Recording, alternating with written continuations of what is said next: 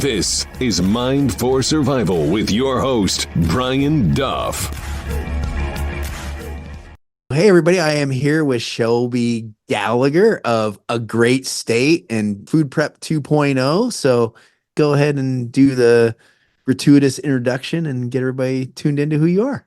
You bet. So I'm Shelby Gallagher. If you go back in some of my history, I'm the author of this series called A Great State, which focuses on election upheaval and collapse that results from that. I did not mean for it to be predictive. I meant it to be fiction, but it's kind of eerily come true in the last few years. So many of you know my husband, Glenn Tate. He's the author of the 10-book series, 299 Days. And we finally got our act together, got things going, and finally came up with got it in print, our latest book called Food Preps 2.0, everything you need to know and do to put together your food preparations to be ready for anything. That's awesome. And that's what, a lot of people are asking about that these days. I even noticed my Facebook group that there's more and more people coming. People are looking for answers. So it's a very timely book. So, what I ask people who I know are into preparedness, one of my earlier episodes today, a lady that wasn't, so I don't ask her this, but, what started you prepping? What got you, what motivated you? Was there an event? Was there, a lifetime of it? What got you into the whole preparedness world? I think for me, it started way back. Gosh, Katrina. I don't even remember what year that was. 2005. Interesting. Yeah. It seems so long ago because it was so long ago, but Katrina really put the bug in me. And what was really stuck out to me was, watching all the footage. That's what was so crazy about that whole thing. If anyone remembers that far back, how much upfront footage, all the news anchors landed over there and started putting microphones in people's faces. And I remember very clearly somebody getting a microphone put in their face asking, how you're holding up kind of thing. And this one gentleman from this family said, you know what, we're good. We've got some canned food. We've got, some propane going. We've got some tents. We're good. Go help the other person down the street. We're good here. And you could tell he and his family were squared away. They put a microphone in the next person and he is mad. He's like, where's the FEMA trucks? I pay my taxes. Where's my help? Where y'all? Are we ever going to get some help here? And I just remember very distinctly thinking, I want to be the first guy. I don't want to be standing there waiting in desperation for help to come. I want to be the first guy. Yeah, I remember that. Well, I had been in Afghanistan. I think I got to Afghanistan in late 2004. I do my time in Afghanistan, and then I came home and I was getting ready to go over to Iraq. And so the first week I got home from Afghanistan was the week Katrina hit. And I went and stayed with a buddy because all my stuff was in storage at the time. And I remember sitting on the couch and watching Hurricane Katrina for 5 days straight of just the mayhem of it, and watching the Superdome, where all these people that just didn't have anything were no preparedness, and it's wow, look at this happen in our society here in the United States. It was surreal. It was sad. It was very sad too. Yeah. I talked to somebody else the other day, a little while ago, one of the YouTube channels, and he said it was Katrina that got him preparing as well. Just watching that. So that's interesting. I always like that Genesis story of what got people into it. Which a lot of people we mentioned are coming into it right now because of what's happening in the world, what's happening in the country. What concerns you most right now? What's your, there's always that. It's interesting because 10 years ago, if you talk about preparedness, it was the super volcano, the asteroid, and all that. I did a survey several months ago of people, and natural disaster was so far down the list of what anybody's worries. It's all this other stuff. So what's your bugaboo right now? What are you most concerned with? So a couple of things. So what's interesting, and I want to talk about the nexus you were just talking about. So think about just 4, 5, 6 years ago, preppers were kind of marginalized. Your hoarders, your weirdos, and Doomsday Preppers, that crazy show, didn't help that at all.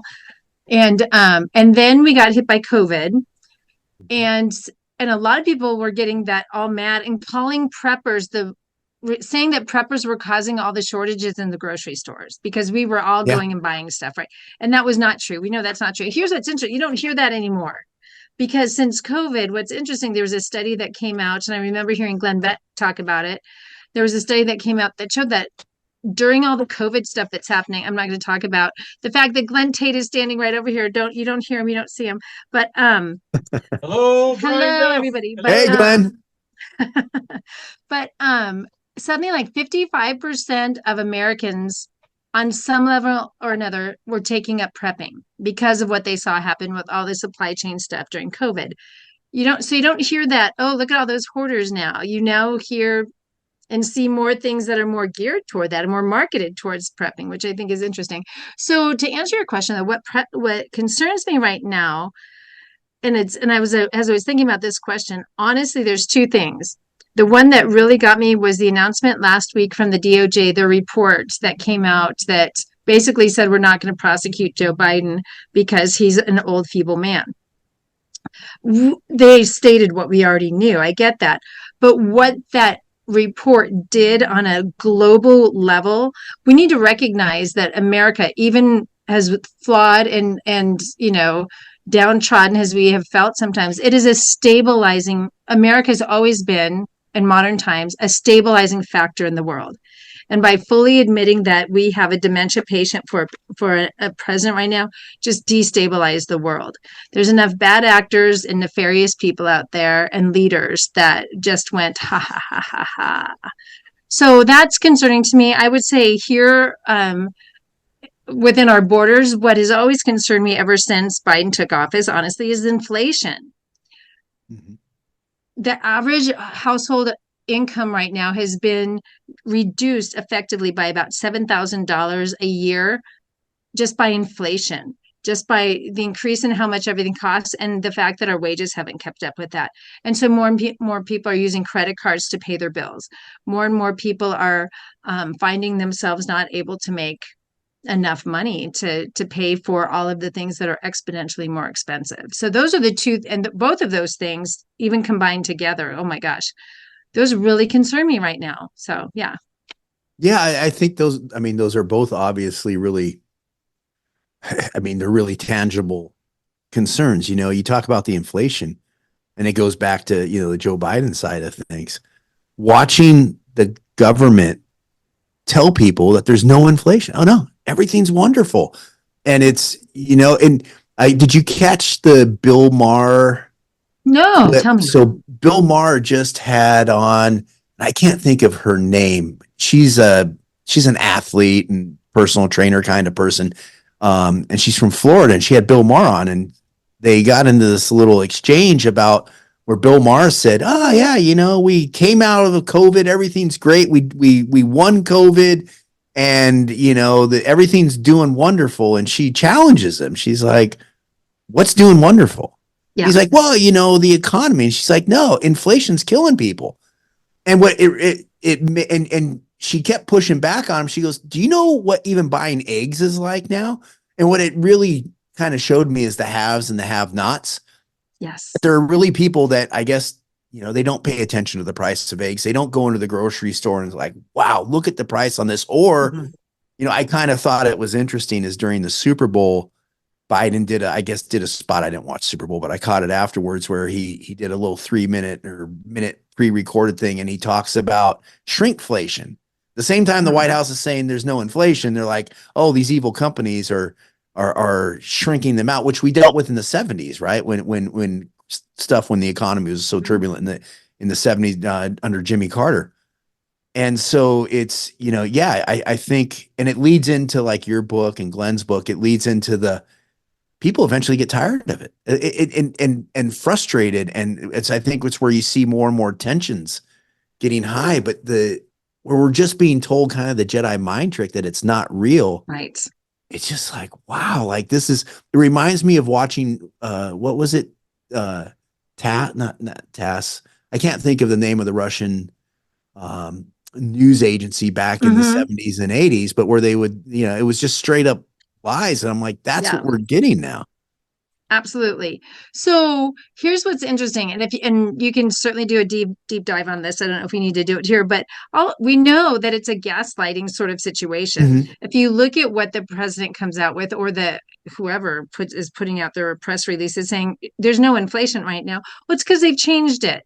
They're not including certain key factors in how they're now calculating inflation. So when you take out, new home prices, I think is another one, and you take out the cost of fuel, of course Mhm. there's no inflation, right? Or it's very little, and they can doctor the dollars and doctor the numbers to make it look like how they want. So Yeah. I feel like there's a gaslighting going on. I feel like there's, intentional lying. And again, go ask the average American who is trying to just make ends meet. There's a family I know near where we live where the dad works at a tire store all day long. Mhm.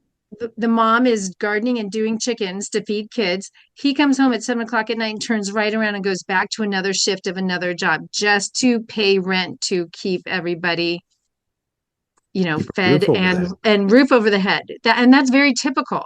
That is Yeah. not an unusual statement. It's Yeah. wild. There's a video clip of George Bush. I mean, this goes back probably 15, 20 years now, when he was in office, and he's talking to this lady, and the lady brings up how she's working, I want to say 2 or 3 jobs to make ends meet. It was probably around 2008, I guess around the 2008 crash. And I remember George, and and it was something that I used to think, and I think it's mind blowing. I kind of I think like, wow, I was an idiot at the time. But where George Bush goes, God, that's so uniquely American to go out and work 3 jobs. Like that's something to be proud of. And I'm like, Right. no, that's due to the inefficiency of the government with runaway prices and the inability for a person to work a job Right. and make ends meet. It's wild. So yeah, I think that's a really good worry and concern. So which, Mm-hmm. which kind of leads into your book, right? Like it must be really hard for people right now that weren't prepared before, that are trying to get prepared, and they're trying to build up some, a food stockpile, get their food storage going to really get there. So what are you recommending for people um to do to kind of get their preps built up? So, first of all, yes, this is a difficult time because of what we just said. Everything is so much more expensive. I think of I think about the example of, like, think of a box of Bisquick mix, what you make pancakes with or whatever. I mean, gosh, I think we're all raised on that stuff. I mean, I think back in 2021 during COVID, it was like for a box the size of a cereal box, it might have been like $4 or $5. The last time I was at a store, it was like 7 or 8. I mean, my goodness. So it's hard to prep when Costa do that. What I want to encourage people is don't let that stop you. Don't do a give up thing. Don't say it's not possible, because it is. It's just going to be a little bit harder, and it will continue to get harder. So start now and don't just give up. And it's as simple as, and this is how I did it back in the days when, and it's kind of what my books, A Great State, were based upon, doing it on a super limited budget. Because I was on a super limited budget. Like every time I go to the store, buy X number of dollars of a canned food, something that is super shelf stable. So I would spend an extra $10. And so I can say that now, it's $10 doesn't go as far, but an extra $10 on some canned vegetables or some canned soup or some canned something. Whenever I would go to Costco's really good for this, is canned meat, some tuna. They have those cans of chicken, and beef and pork now. I mean, just get an extra one of those and do it slowly and incrementally. And it's going to take a few extra, no matter what, it's going to take you a few extra dollars to do that you may not feel like you have. You may have to give up something else to do it, but it's far worth it. It's the best insurance policy to prevent, the kind of what we were talking about earlier, the Katrina Superdome problems, where people are literally have nothing. And just to add to what we said earlier, when we think about how what you just said earlier about people don't plan for natural disasters and it's low on their list, what is statistically speaking, what is the thing that's probably going to hit you more than anything right now is a natural disaster. And you think about the fires that happen in California every year and in the Midwest. Think about hurricane season in the southern states. Those things happen all the time. And some of those are people's worst nightmares. So it's worth starting. It's difficult. And the goal is to set a goal of preparing enough food. And we give really good resources in our book on this, enough food to get you through an initial disaster and then start counting days after that. So food supply for you and your family for the first, 3 days. Then you start building up days and you start building up from there and there. And once you get in the habit of doing it, it's a lot easier than just going, oh my gosh, I've got to go spend thousands of dollars on emergency food that I don't start big, start small and just go little by little. And you will be more prepared than the average person if you just do that. I try to remind people too that if you look at the history of disasters, even, like Katrina, we've been talking about a bunch.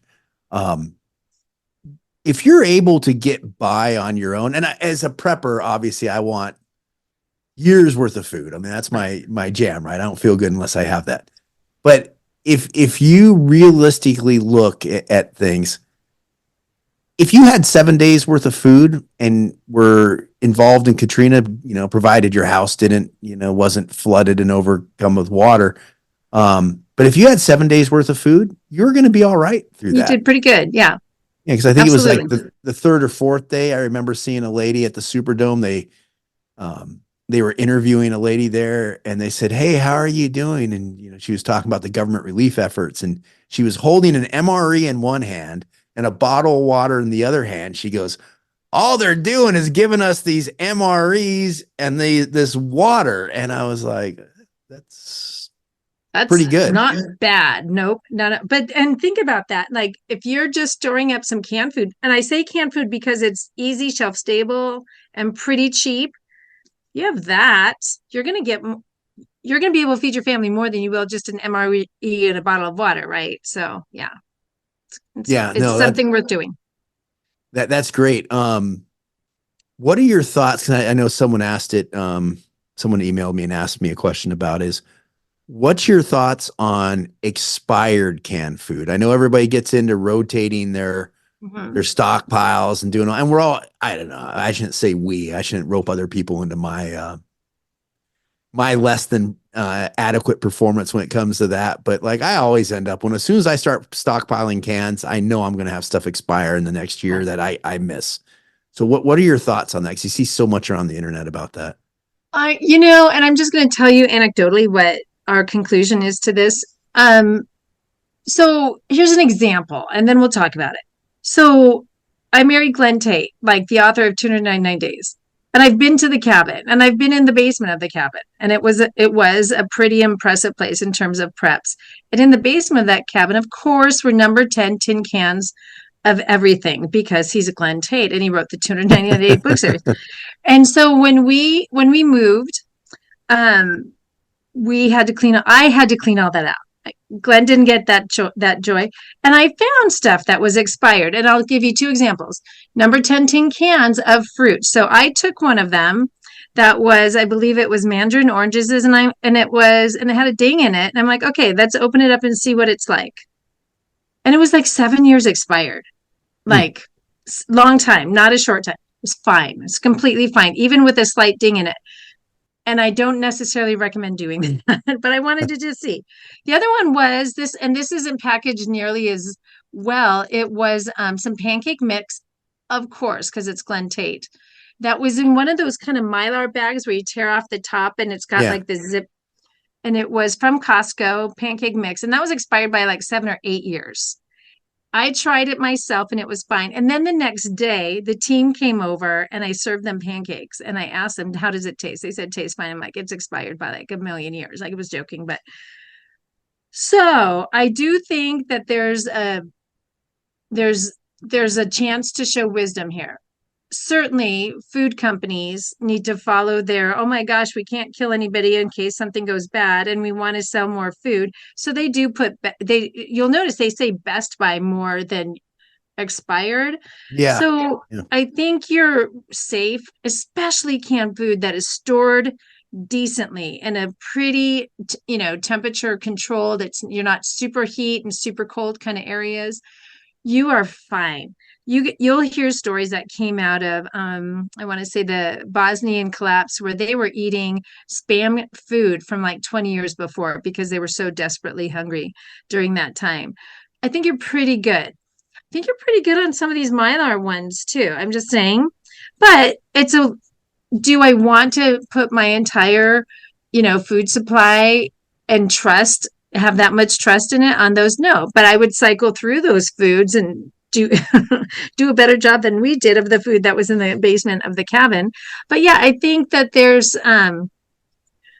I think you have more time than you think. I think you can add 3 or 4 or 5 years to those cans, and then by then you really should start cycling through them. I do think the pull top ones, the ones with that you see a lot of, certainly those are not as stable, but they're more stable than a zip, Mylar bag from Costco too. So So do you know yeah, why they're not as stable with the pull top? Just because it's this not sealed as well, or? it doesn't have as strong. It doesn't have a metallic seal. It's more of a plastic seal. So Oh, I didn't even think of that. Okay. yeah, yeah. Yeah. So I think Have you you got ha- some time. Yeah. have you had any bad experiences with like expired food at all, or? The only time I have is with something like nuts or Oh, flour, really? that is nuts in particular, because nuts have oil in them, they go rancid. And so that's just, do a sniff test. And if you can smell it, it's not good. But honestly, no, I haven't. I really haven't. Hmm, that's good to know. What do you tell people to do who may, especially nowadays, and who knows, maybe it's from the GMO foods, whatever, but people that have food allergies, food sensitivities, what do you recommend for them? Funny you should mention, because we have one of those in our family. Glenn Tate is gluten intolerant. Hmm. So he jokes about he's a bit of a, joking about he's a bit of a snowflake that way.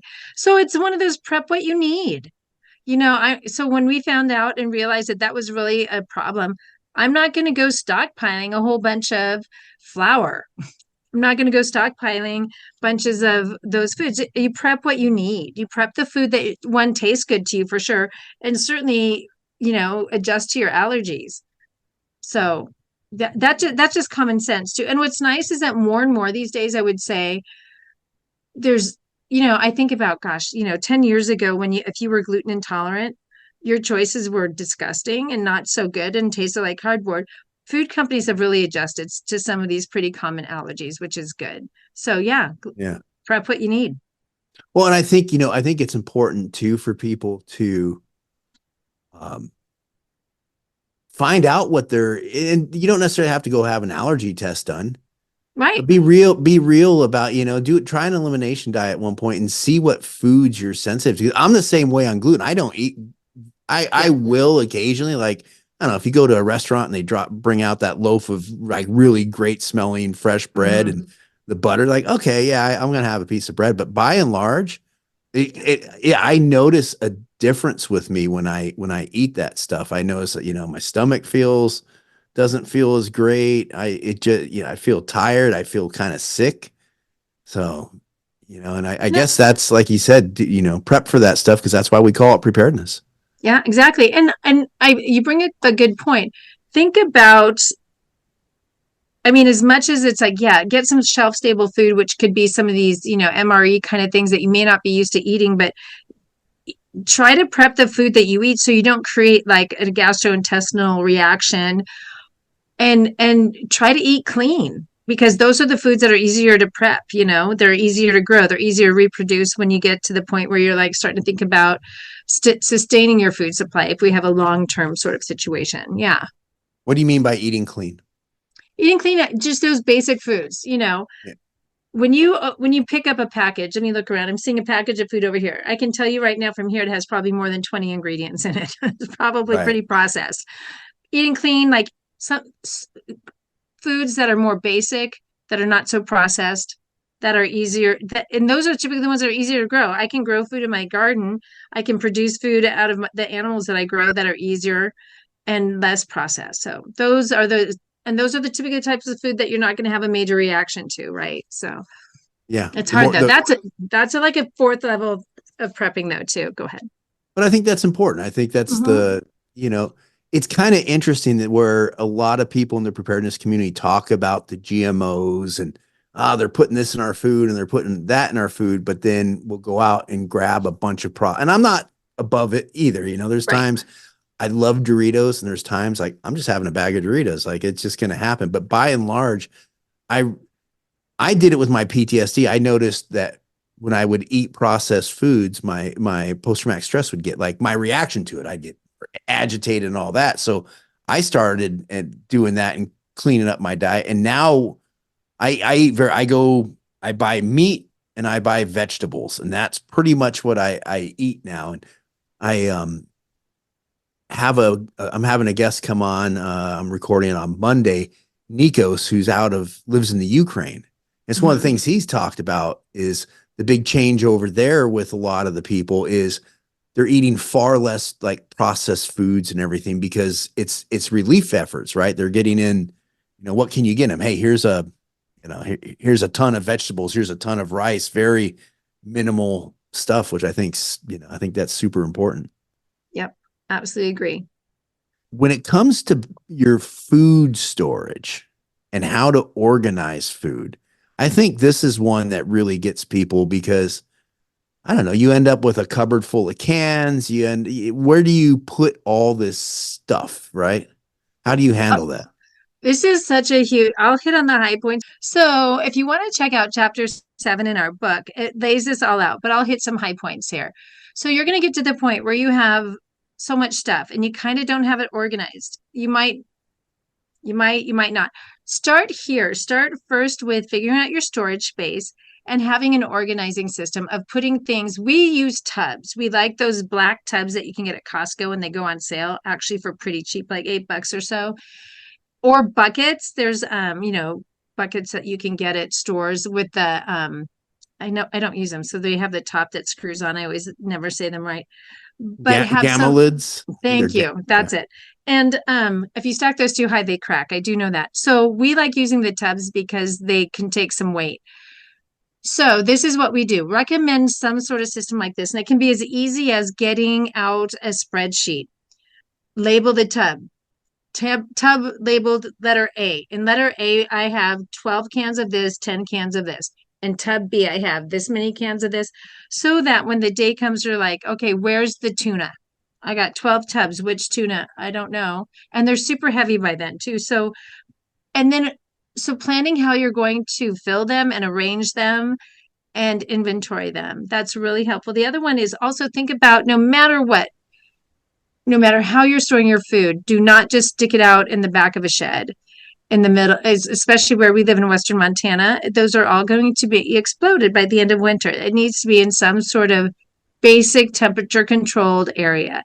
Where you live, extreme heat in the summer is the problem. So think about that. Think about how you're going to organize it and store it. Those are probably the two biggest things. Because what you don't want to have happen is, let's just say here in Western Montana, we have a forest fire that is approaching us. Okay, we need to go grab the most important tubs. We know they're in the garage somewhere. That's not a good answer. No, we want to grab tub this, and this, get it in the truck and get out. So when you have that kind of organization, it allows you to act quickly and it allows you easy access and quick access to your things. And honestly, it's a stress reliever because when you have just shelves and shelves and shelves of food and it feels really disorganized, it's stressful. Yeah, yeah. Do you prioritize certain foods over other foods? What are you doing with that? How do you handle that? I prioritize meat over anything just because the cost of it is so high. So that's why those canned meats from Costco that are so amazing, canned tuna, canned all of that, are because that's a protein and meat is super high value to me. It's expensive. Meat, oh my gosh, the cost of meat. Just go look at like what, ribs at Costco cost fresh in their meat department. Oh my gosh. So meat is probably an important one. And then after that, high calorie things, potatoes and rice. I know those are high in carbs, but when you're burning calories and you're having to react to the stress that's happening, you're going to need them. So those are the two that I would prioritize. I don't know if It- that you probably know more in your situation and your experience too. yeah, I know you mentioned meat and the cost, it's 'cause I think earlier you talked about the canned chicken, and it's like canned chicken's out of control right now with how expensive it is. It's like, is there a whole chicken? Like, what's in here? Right. And it's not. No. It's yeah, it's wild. Yeah, and I think you're right on the carbs. With that having that, that's where you pull the rice and all that. Now, like I have type 2 diabetes, so I'm super sensitive about um how like eating the carbs and stuff. So I really try to, while I have rice, I try to make sure it's like more of the wild rice, which is more of Yes. seeds, and I try to lean heavily on vegetables, right? Like canned vegetables and stuff like that. But at the end of the day, I think that's where it comes in knowing that like we talked earlier about, doing an elimination diet, figure out what makes you what you're sensitive to, and knowing how your body reacts to that. It's so like, I could say I'm with the cool crowd and I do intermittent fasting, but my intermittent fasting is because it by not eating in the mornings and just drinking coffee, it controls my blood sugar. So I don't have to really worry about it. But understanding your diet to that point, because we have such poor diets, people have such poor diets these days. Yeah. It's, I don't know if you guys are soda drinkers, but it's like one of my, I look at it. You got one sitting there. You got Yep. a can of good tasting chemicals sitting there. Yes, I do.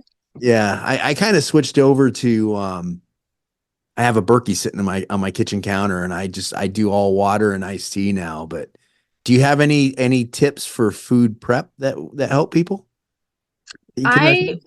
I do. If there's all kinds of new gadgetry out there, I will say that kind of one thing that revolutionized the whole prepping world, and it's YouTube. If you just look on YouTube, oh my gosh, is the freeze drying industry.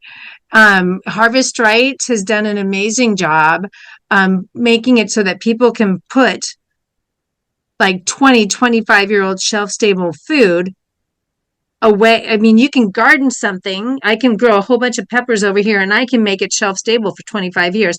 And I'm not a special lab. I can do that in my home, which is amazing. So those are super expensive.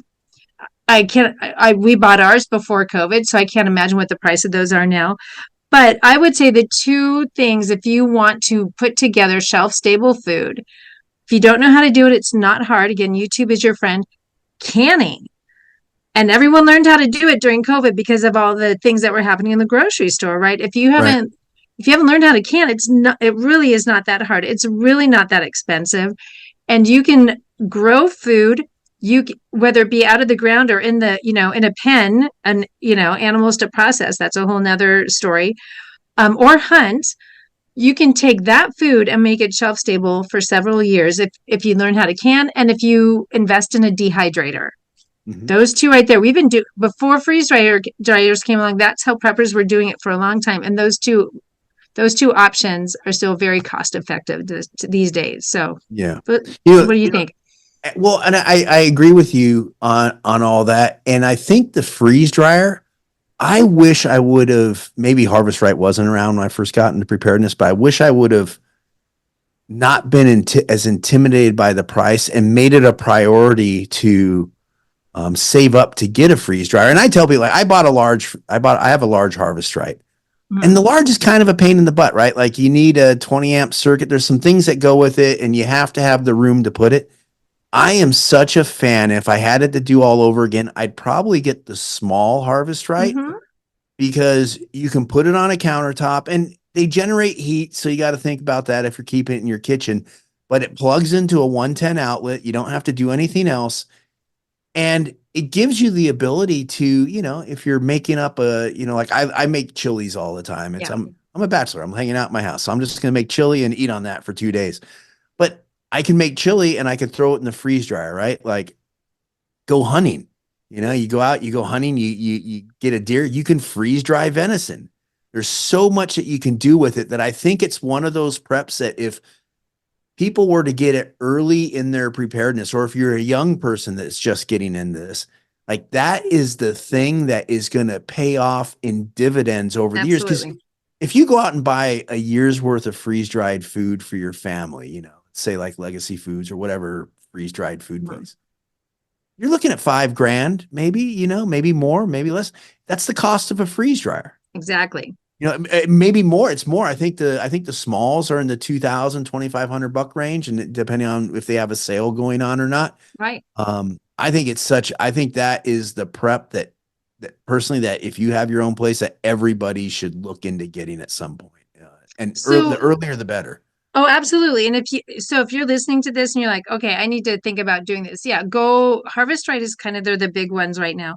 So you bring up a really great point. And here's how the kind of the next step when you're in prepping goes, and this is how it worked for us. I'm going to give people a vision here.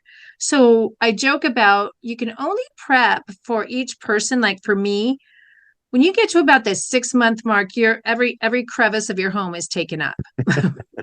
All the Yeah. closets, you don't have any room for clothes, and you cannot prep enough food for the rest of your life. I mean, Mhm. not that we want to do that, but at some point you have to say enough.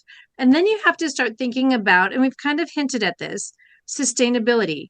Like, and we all saw it happen during COVID. Like, what can I do to grow and make my own food on this piece of real estate that I have, whether it be, you know, pots on my porch or a garden at the back of the house, or if you have, more land. So we do chickens and we do gardening. So here's how that works. It's like, like right now, I get way too many eggs right now. So I freeze dry them. So I've just gone from making my own food to making it shelf stable for 20 to 25 years. And then I just put it in a tub and I label it, and I now know where all the freeze dried eggs are. So that's how you can start developing systems where you're actually making in your own preparedness food. And especially if you're into gardening and if we don't, I'm so sorry, but there's always that person that it brings you zucchinis in August because there's so many zucchinis. Well, freeze dry them. That's food right there. That's free food when then people start giving it to you because they have an overabundance of it. And you may not like it or it's too much. Freeze dry it. That's good. That's good food. And if you think about how much that would cost in a grocery store, it's insane. Yeah. Yeah, I was turned on to freeze drying. A buddy, and this was going back probably 2012. I was in Baghdad, and a buddy his in-laws bought a freeze dryer for him and his wife, on the terms that they would freeze dry food for him because they were in their Oh. preparedness. Mhm. But we were eating crap over in Baghdad. We were getting like all this stuff from Turkey, full of it's full of processed food and stuff that we would eat in chow. So his wife would freeze dry just all kinds of stuff. We were over there. We'd get flour, and we'd make pizza dough. And then she would send over all the ingredients, freeze dried ingredients, because they're so light, they're easy to transport. I also like it from, we were talking about the food sensitivities. Well, you don't have to worry about that when you're Right. prepping all your own food. You can control whether it's, the GMO. I mean, I harp on this a lot, but like, you got Bill Gates with putting I think it's a peel on all the vegetables and fruit now that, it's like, oh, it makes it stay fresher longer. I don't want your chemical on my stuff. Right. Yeah. And so you can do all that yourself, and you don't have to even have your own, if you're not into gardening, there's farmers markets, there's farm shares. If you live in an Yes. agricultural area where farmers, will sell their stuff, there's different sites that sell bulk quantities of food. There's ways Absolutely. to make that happen. And here's another, yes, you're singing the praises of freeze drying. Here's another one that I've done too, is that because every now and then a prepper will ask me, so how do you prep for your dogs or your pets? Mm. So can't buy food, buy the food that you can. But and I think it was a year and a half ago, there was a shortage on dog food. I didn't notice it, but here's the key to that one. So look out there on your little Facebook marketplaces, on the marketplace, there's always somebody who during hunting season, hey, I'm giving away freezer burnt food or meat from their freezer because they need to make room for their hunting. So I go to that person and I ask them, yeah, I'll take your free meat. They're going to give it to me, and I freeze dry it, and that's dog food. Yeah. So there's all kinds of things you can do. And absolutely, you can absolutely freeze dry the things that you eat, which is great because then you can really avoid some of those food sensitivities. I absolutely agree. Yeah, when I was in LA at my dad's house before I moved to Texas and hanging out, and my sister and brother-in-law bought him a dog. So, Mm, corgis, I guess it is. Corgis are cute when they settle down, but they're kind of a. I'm used to golden retrievers, man, yes. Yes, you and are. yeah, and corgis aren't exactly a golden retriever early on. They're kind of a pain. But the where I was going at with that is they were buying this food for them that's really healthy food. It's by this guy, Dr. Marty is what the brand. Mhm. I guess it's really popular. And I was looking at like, oh, I'll get that for my dog if it helps him be more healthier. And then I looked into it and it's like a, I don't know, 5 pound bag, 10 pound bag, 5 pound bag, I think it was. It's like $35. Like, what is it? Like, are they, this is gold? Like what's in this? And I started looking at it and it was just like you said, it was, different kinds of meat. I think it was duck and a bunch of different kind of like good meats. Mhm. And it was all freeze dried into Freeze-dried. pellets. And I'm like, this is just freeze dried meat with a Meat. few vegetables in it. And they're charging $35. You could totally do that, just like you're talking about. Oh, absolutely. Absolutely. And dogs don't care if it's free. And then what's cool is you can add steamed carrots, not raw carrots, and rice and stretch it out. So you have meat, you have vegetables, and you have a little bit of a rice, and you can you can actually make your own dog food literally and then freeze dry it. Super light. Dogs love it. Nice. Good. Yeah. Yeah, I know one of the people that works on Mind for Survival with me, Chris, um, she has a freeze dryer now, and before that she used a dehydrator. And so she would do and she lives up in up by Pennsylvania where they get, all kinds of apples Mm-hmm. and so, there's what you always see, it's on Fox, they always talk about it. It's these the vitamins that are all apples and or fruits and vegetable vitamins. I can't think of the names of them. So she started freeze drying the vitamins, turn it into powder right through the freeze dryer, I guess mixing in a Mm-hmm. blender or something. And she got little pill capsules. And so now she's, she goes, oh, I get, all these nutrients from, fruits and vegetables through capsules that she takes. She goes, I don't like eating a lot of vegetables. So Yeah. another good side of it. Oh, absolutely. Totally recommend. It is a cost. So just know that Yeah. seems to always be, yeah. And especially after all the talk we had about inflation, money is tight, but it is worth it if you can get get your dollars together for that for sure. Well, and I think it could save you a lot of money in the long Yeah, run. absolutely. In the end, yes, absolutely. In the long run, it will save you money for sure. So, all right. So with all the internet problems, we'll go ahead and get out of here in a sec. So, do you have any tips that you'd like before we talk about your, give us, some more things about your book? Any tips that you want to pass on to people? Oh my gosh. So my biggest tip is if you've not gotten a hold of the prepping bug, please do. It's not just a kind of a cool thing to do. And so what all the cool kids are, it really is something that will save your life.